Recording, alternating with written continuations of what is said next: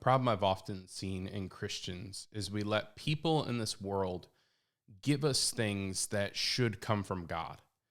And then when we accept them from people in this world, that means they can also take things from us that they shouldn't be able to take. Here's what I mean.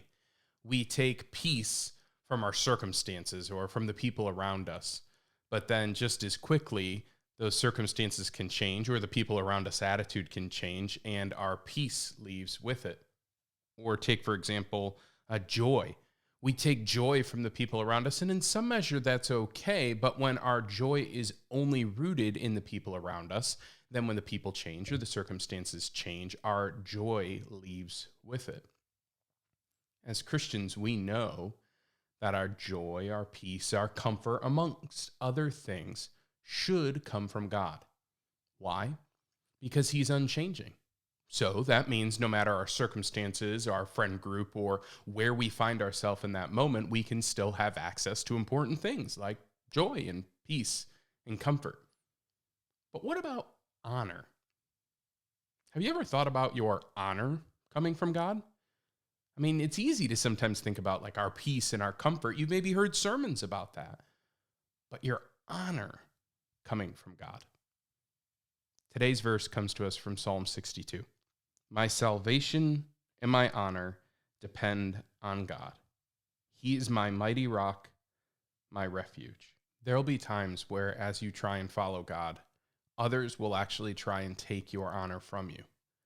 They won't like the path you're walking down. They won't like the standards you hold yourself to. They won't like the standards you maybe hold them to. Standards of high integrity and high character. You hold people to those standards, or you're walking down that path because you know it's the path God has called you to, and there is deep, deep honor in walking out the path God has called you to. But when people don't like that, they try and take it from you.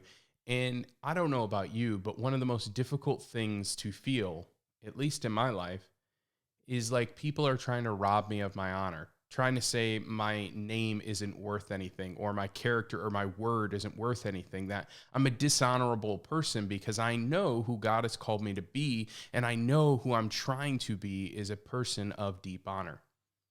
David here says, the Lord is my salvation, and my honor depends on God.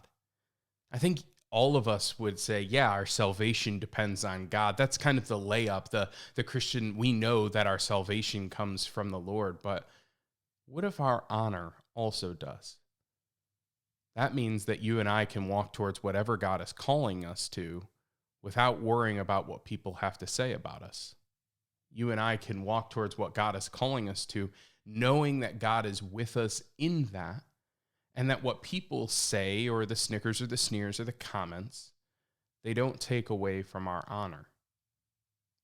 If we really let God be our honor, in the same way we let Him be our salvation, how much better off would we be? We certainly can see that quite clearly when we think about our joy, our peace, our comfort. I would argue we need to look to the Lord for our honor as well.